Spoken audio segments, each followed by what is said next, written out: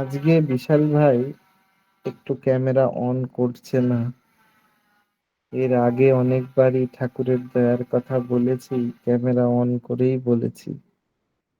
আজকে আসলে আমি একটু অসুস্থ, কিন্তু ওই যে ঠাকুরের কাজ তো বলে না, যে অবস্থায় থাকি না কেন ঠাকুরের কাজ করা উচিত।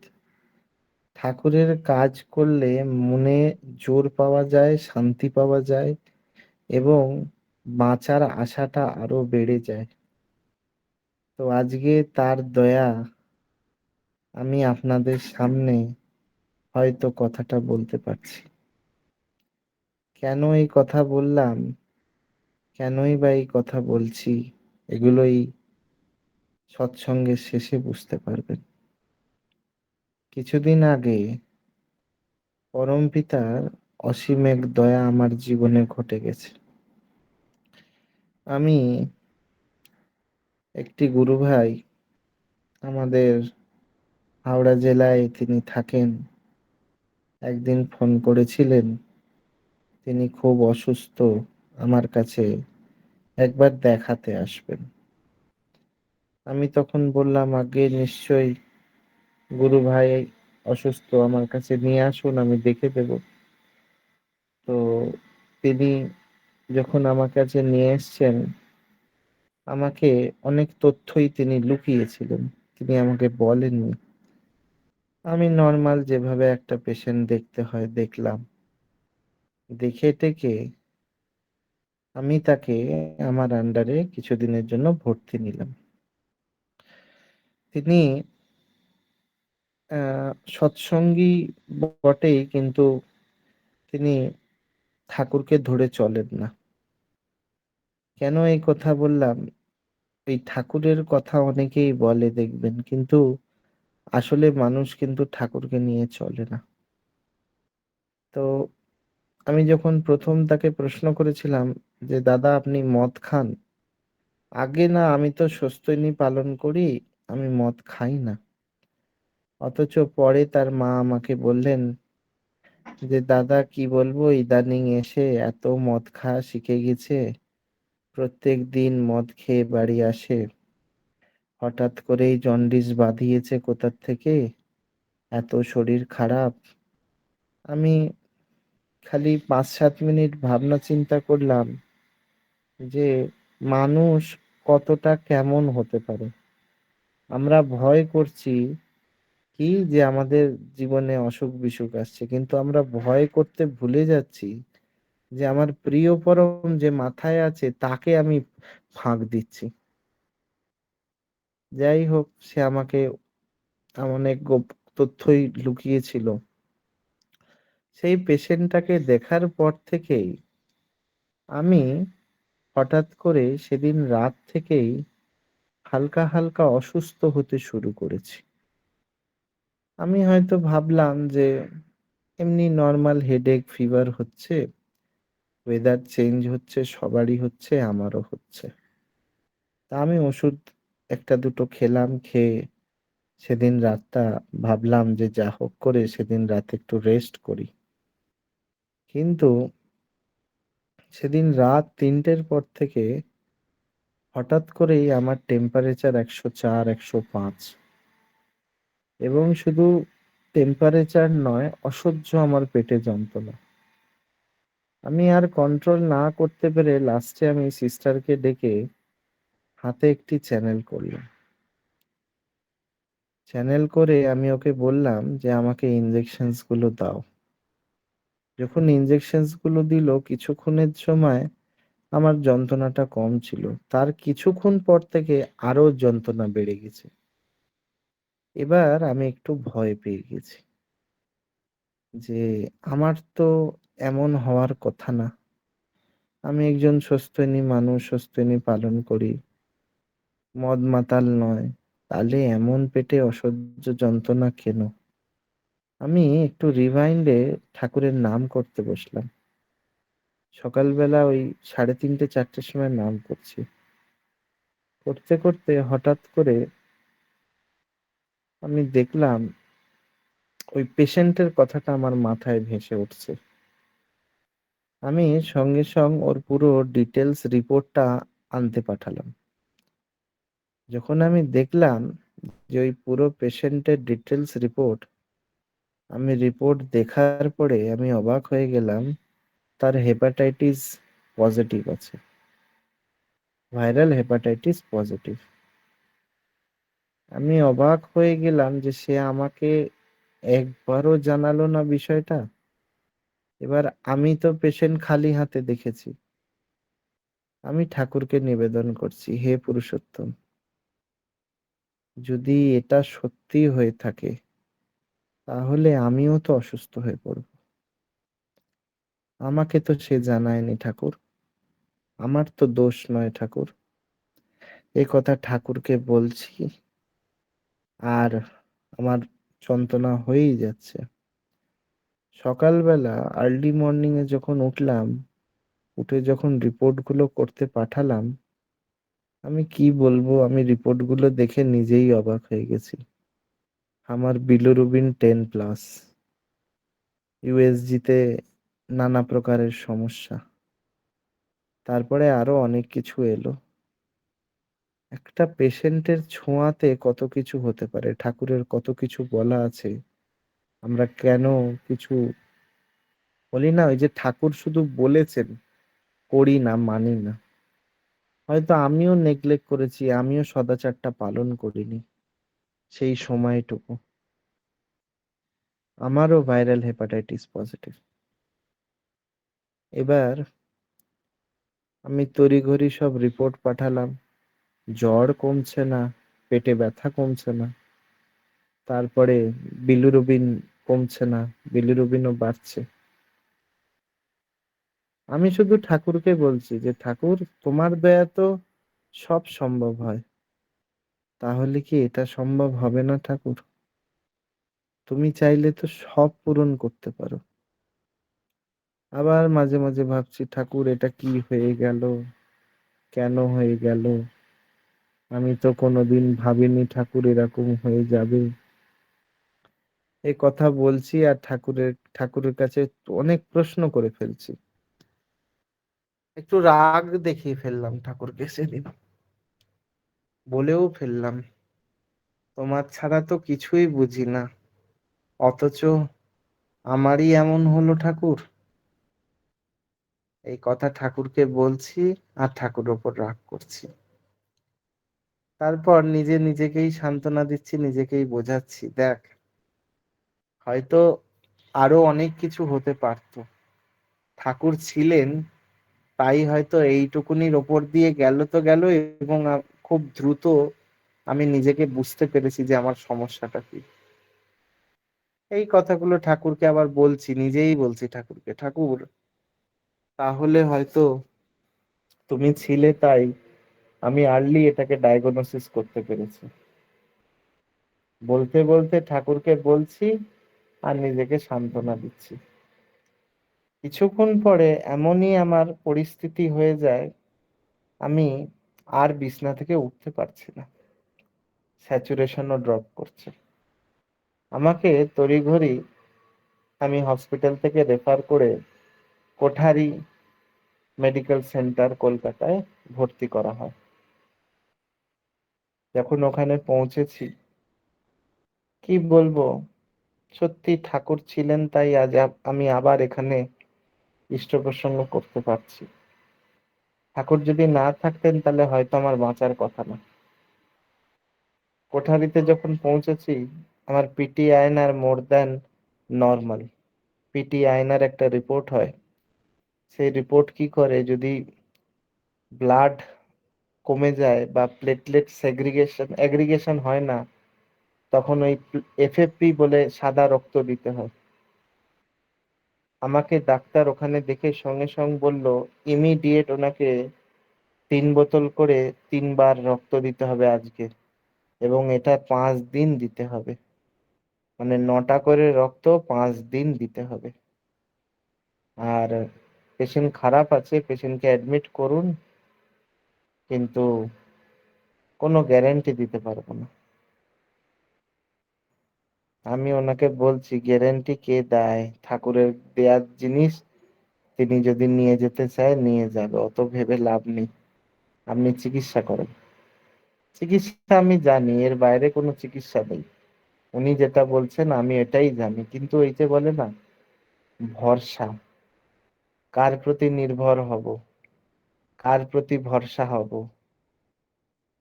আর মাথার ওপর যে ঠাকুর কেন এত প্রয়োজন, সেদিন আবারও বুঝেছিলাম। যবে কোঠারিতে আমাকে নিয়ে গেল সবাই,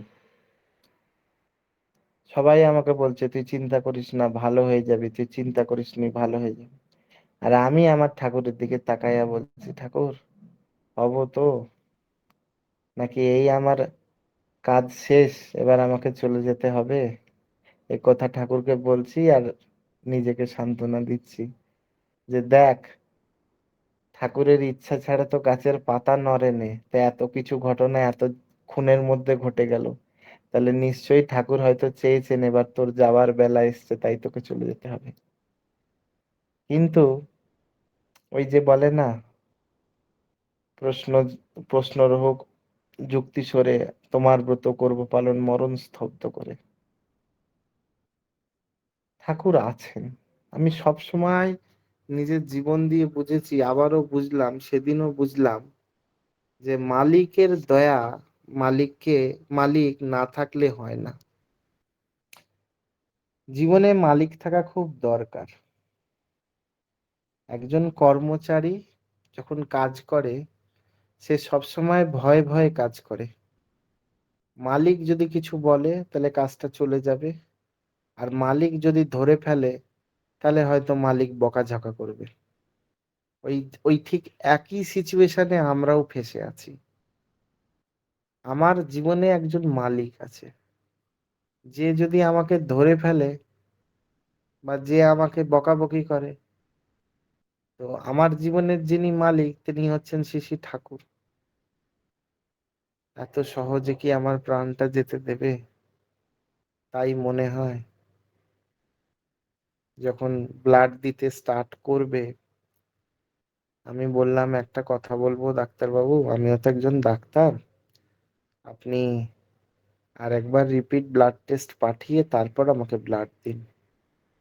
কারণ আমার মনে হয় ঠাকুরের দয়া, এটা ভালো হয়ে যেতে পারে। তিনি বললেন যে হ্যাঁ তুমি ঠিকই বলেছো, আমি তাহলে একটা রিটেস্ট পাঠাই। উনি রিটেস্ট করলেন, পিটিআইনার। রিটেস্ট করার পরে পিটিআইনার নর্মাল। আমাকে ওই ডাক্তারবাবু ছুটে ছুটে এসে বলছেন, এই জানো তোমাকে ব্লাড দেব না, পিটিআইনার নর্মাল হয়ে গেছে। আমাকে যখন এই কথাটা বলেছে আমি বলছি আমি তো জানি এটা নর্মাল হবে। বলছে কি করে জানলে? ওই যে মালিক আছে জীবনে, যার উদ্ধাতা, যিনি আমার মালিক, যিনি আমার জীবনের ক্যাশিয়ার, যিনি আমার জীবনকে ধরে রেখেছেন, তিনিই তো সব পারেন। ওই যে বলছি না, তোমার ব্রত করব পালন মরণ স্তব্ধ করে, এই মরা শয্যায় শুয়ে বলছি ঠাকুর তোমার কাজ করে যাব। যদি মৃত্যু আসে, ওই মরণকেও বলবো দাঁড়া, ঠাকুরের কাজ হয়ে যাক, তারপর তুই আমাকে নিয়ে যাস। কারণ আমি তো জানি আমার কাজ, আমি ঠাকুরের কাজ করেছি, তাতে আমার জীবনে কোনো ভয় নেই। 3 দিন ওখানে আমাকে রেখে ডিসচার্জ করলো এবং আমাকে বললেন আপনাকে হসপিটালেই থাকতে হবে, প্রাইভেট হসপিটাল। আমি একটু ভয় ভয় পাচ্ছিলাম, অনেক টাকা হয়তো বিল হয়ে যাবে, সবে মাত্র বিদেশ থেকে ফিরেছি, এত টাকা কোথার থেকে পাবো, ঠাকুর কি করে দেব, এসব টেনশন হচ্ছে। এবং সেই মাঝে বর্তমান আচার্যদেবকে পুরো ঘটনা নিবেদন করলাম। দাদা আমাকে একটি কথা লিখলেন, কথাটি আপনাদের সামনে পাঠ করে শোনাই।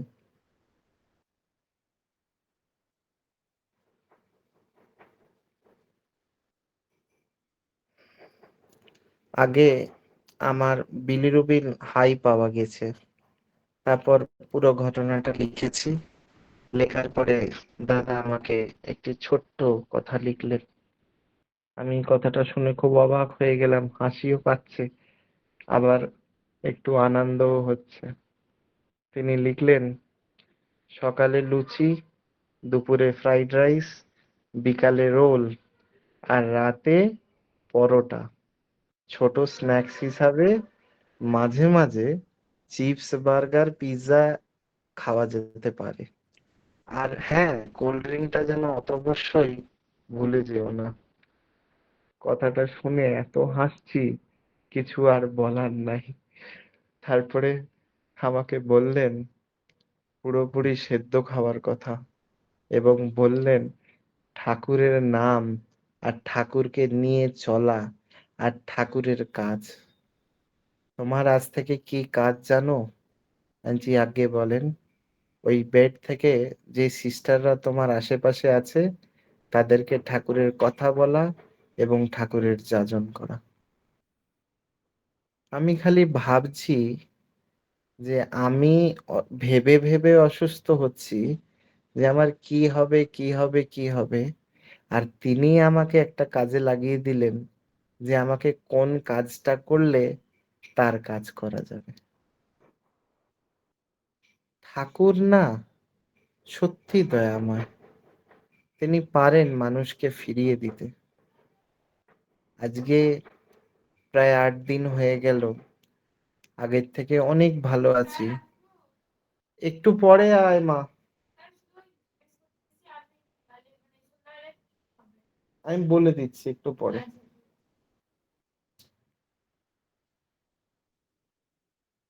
তো ঠাকুরের যে কি দয়া, আমি আমার জীবন দিয়ে এবারে বুঝলাম। সত্যি আমার এমন হচ্ছিল সেদিন রাতে 3টের সময়। এখন আমার এখানে এক গুরু ভাই ভর্তি ছিলেন হসপিটালেই। ওই গুরু ভাইকে বললাম যে দাদা আপনি একবার উঠে আসেন তো। আমি সিস্টারকে বলছি, সিস্টার যান ওই পেশেন্টকে তুলে নিয়ে আসেন। বলছে স্যার কেন? উনি তো একজন পেশেন্ট, আপনার কাছে এসে কি করবে? আমি বলছি, আমার মাথায় হাত রেখে একটু নাম করতে বলতে হবে, তুমি নিয়ে আসো। উনি এলেন। আমি বলছি দাদা আপনি আমার মাথায় রেখে একটু হাত রেখে নাম করেন তো 5 মিনিট। অনেকক্ষণ নাম করলেন, করার পর আমি বললাম আপনি ইষ্টভৃতি করেছেন? বলছে না, ইষ্টভৃতি করবো বলে উঠছিলামই তো। আমি বলছি তাহলে একটু স্বস্তিনীর জল দিয়ে যান দাদা আমাকে। আমি দেখলাম আমার ঠাকুরের কি পাওয়ার, সেই ভোরের বেলা যে কি পাওয়ার আমি দেখলাম। যে তার আমরা খালি বলি না যে ঠাকুরের দীক্ষা নিয়েছি, কিছু হচ্ছে না, কিছু হয় না। ঠাকুর না মৃত্যু থেকে রক্ষা করতে পারে। আমি সত্যি ভাবিনি যে আমার এত বড় এত কিছু হয়ে যাবে এই কয়েক দিনের মধ্যে। কিন্তু শেষ কি জানেন তো?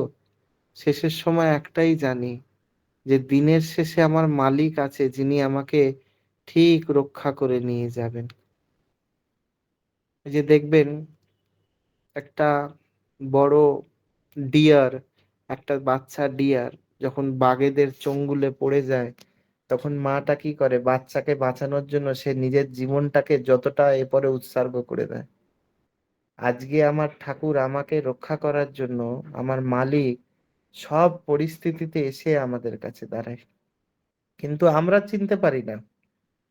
আমরা ঠাকুরকে প্রশ্ন করার সময় প্রশ্ন করি, কিন্তু চিনতে পারি না যে তিনি আমার জীবনে কত কিছু করেছেন। খালি দোষ দিই। আমি একবারও দোষ দিইনি ঠাকুরকে। এত কিছুর পর আমি ঠাকুরকে একবার, আমি শুধু প্রশ্ন করেছি, ঠাকুর আমার কেন হলো, এটা বলেছি। কিন্তু ঠাকুর তোমার জন্য হলো এই কথা কিন্তু আমার বলার ক্ষমতা নেই। কেন নেই? কারণ আমি জানি যে তার এখানে এটা কিছু করার নেই। তিনি আমাকে রক্ষা করারই চেষ্টা করেছেন। তিনি আমাকে বারবার হাত ধোয়ার কথা বলেছেন। তিনি সদাচার পালন করার কথা বলেছেন। আমরা বলি না স্বস্ত্যয়নী স্বস্ত্যয়নী স্বস্ত্যয়নী, কেন স্বাস্থ্যহীনী জীবনে এত ইম্পর্টেন্ট আজ বুঝতে পারছি এই রোগটার পরে। ভাইরাল হেপাটাইটিস এমন একটা রোগ যেটা কারুর চোখের লালা বা চোখের জল বা মুখের লালা থেকে হতে পারে, বা কোনো নিডল প্রিক হলে হতে পারে। তাহলে ভেবে দেখুন তো, আমার ঠাকুর বলছেন যতটা শরীর ততটা ছেড়ে মানুষকে প্রণাম করার কথা বলেছেন। আরো ঠাকুর কি শিক্ষা দিলেন? ঠাকুর বললেন যে যে কোনো মানুষের সাথে কথা বলো বা কিছু খাওয়ার আগে হাত ধোয়ার কথা বললেন। কিন্তু আমরা সেগুলো মানি? আমরা ঠাকুরের কোনো কথাই মানি না। ঠাকুর বলেছে তো কি হয়েছে, বলেছে বলেছে, তাতে আমার কি যায় আসে। কিন্তু না, আজকে আবারও বলছি, ঠাকুর একটা বাণী দিয়েছেন, করো হও পাও, না করে যে পেতে চায় দুঃখ তাহার পিছে ধায়। তুমি করো, তবেই তুমি পাবে। ঠাকুর বলছেন সদাচার ফলো করার কথা, পাবি উন্নয়নের খনি। তুমি যদি স্বস্ত্যয়নী পালন করতে পারো, তোমাকে উন্নতি থেকে কেউ বঞ্চিত করতে পারবে না। এত বড় গ্যারান্টি শ্রী শ্রী ঠাকুর আমাদেরকে দিয়েছে। আমি আজকে ডাক্তার হয়ে বলছি, ঠাকুর যদি জীবনে না থাকতেন তাহলে হয়তো আজকে বিশাল ভাই বেঁচে থাকতো না। শুধু একটা কথাই বলতে চাই, জীবনে কিছু হয়তো ভালো কর্ম করেছিলাম যে এমন এক ঠাকুরের স্বর্ণাপন পেয়েছি, না হলে জীবনটা ভেসে যেত, সত্যি ভেসে যেত। কারণ এমন এক আদর্শ, এমন এক মালিক পাওয়া আমাদের ভাগ্যে ছিল, তাই পেয়েছে। এত মানুষ তো ঠাকুরের দীক্ষা নিয়েছে, রামকৃষ্ণ দেবের নিয়েছে, অনেক ঠাকুরের নিয়েছে। কেউ কি এই গ্যারেন্টি দিয়ে বলতে পারবে? কেউ দিতে পারবে না। শ্রী শ্রী ঠাকুর ছাড়া কেউ দিতে পারবে না। তাই বলছি, ঠাকুরের দয়া। আজকে আমরা ঠাকুরকে ধরে আছি বলেই আমরা কিন্তু ওই নুন ভাত খেয়েও শান্তিতে আছি। ঠাকুরকে ধরে অসুখ বিসুখে আছি, তাও কিন্তু শান্তিতে আছি। আজ ঠাকুরকে ধরে যেমনই পরিস্থিতি হোক না কেন, আমরা কিন্তু ভালো আছি। আমি বলছি, আজকে আমি অনেক ভালো আছি। শুধু নিবেদন যখন করলাম, আমি একটু ভয় পেয়ে গেছিলাম যে যদি এটা বাড়াবাড়ি হয়ে যায়, কারণ এটা খুব দ্রুত ছড়ায় এবং এর ভাইরাল লোড এতই হাই থাকে যে এ লিভার নষ্ট করে দেয়। আমি এই চিন্তা করছিলাম, কিন্তু ওই যে বললাম না, দিনের শেষে জীবন্ত মালিক থাকলে জীবনে কোনো জিনিসের প্রয়োজন হয় না। আমি তো ঠাকুরকে বলেছি, মরলেও পিছা ছাড়বো না তোমার, মরে গেলেও তোমাকে ওখানে গিয়েও জ্বালাবো, সেখানে গিয়েও তোমার নাম করব, সেখানে গিয়েও তোমার গান করব, আর সেখানে গিয়েও তোমার কথা বলে বেড়াবো। তখন বলবে যে এখানে এসেও তুই ঠাকুর ঠাকুর করছিস। আমি ঠাকুরকে বলি তো, মরেও তুমি শান্তি পাবে না ঠাকুর। যখন একবার জড়িয়েছো নিজের সাথে, আমি কিন্তু সহজে কোনোদিনই আর তোমায় ছাড়বো না। জীবনে ঠাকুর পাওয়াটা সত্যি আমার 14 পুরুষের ভাগ্য ছিল। কারণ কেন? কারণ একটাই, আমার বাবা, দাদা, জেঠু, ভাইরা কেউই তো ঠাকুরের দীক্ষিত ছিল না। আমার কুলে আমি প্রথম ঠাকুরের দীক্ষা পেয়েছি। তাই নিশ্চয়ই এটা আমার ভাগ্য না, আমার 14 পুরুষের ভাগ্য নয় আমি ঠাকুরের দীক্ষা পেয়েছি। ঠাকুর ছাড়া জীবন কিন্তু অচল। আজকে যা কিছু হলে আমি আমার ঠাকুরের কাছে স্যালেন্ডার হতে পারি। পান চা, এই যে বলে না, পান থেকে চুন খসলে মানুষ ছেড়ে কথা বলে নে, আমাদের জীবনে কিছু হলেই একটু চুন খসলেই আমরা ঠাকুরের কাছে চলে যাচ্ছি। ঠাকুর তুমি দেখো, তুমি রক্ষা করো ঠাকুর, তুমি রক্ষাকারী ঠাকুর। হ্যাঁ, তিনি রক্ষা করতে পারেন মানুষকে। তার মধ্যে ক্ষমতা আছে, মরা মানুষের মধ্যে প্রাণ আনার ক্ষমতা তার মধ্যে আছে। শ্রী শ্রী ঠাকুর অনেক কিছু পারতেন, অনেক কিছু। আর শব্দ নেই আমার কাছে তার দয়ার কথা বর্ণনা করার। শুধু একটা কথাই বলতে চাই, যারা আজকে এই লিঙ্কে যুক্ত হয়েছেন সকলে আমার জন্য একটু প্রার্থনা করবেন, আমি যেন দ্রুত সুস্থ হতে পারি, নর্মাল জীবনে ফিরতে পারি। আর ঠাকুরকে মাথায় নিয়ে, ঠাকুরকে হৈ হৈ করে এভাবেই নিজের জীবনে তাকে প্রতিষ্ঠা করুন। তাকে নিয়ে চললে, তাকে প্রতিষ্ঠা করলে যে কোনো পরিস্থিতি আসুক না কেন, আমরা জানি আমরা সব পরিস্থিতি মোকাবেলা করতে পারবো। আমরা সব পরিস্থিতিতে তাকে নিয়ে হৈ হৈ করে কাটিয়ে দিতে পারবো। আর তিনি থাকলে আমার এই পৃথিবীতে আর কিছুর প্রয়োজন বলে মনে হয় না। ভালো থাকবেন, সুস্থ থাকবেন, ঠাকুরকে মাথায় নিয়ে চলবেন। আমি আমার ইষ্ট প্রসঙ্গ এখানেই বিরাম করলাম। জয় গুরু, বন্দে পুরুষোত্তমম। আর যারা এই সৎসঙ্গে এসছেন, আমি সকলের মঙ্গল প্রার্থনা আমার শ্রী শ্রী ঠাকুরের শ্রীচরণে প্রার্থনা করি। জয় গুরু।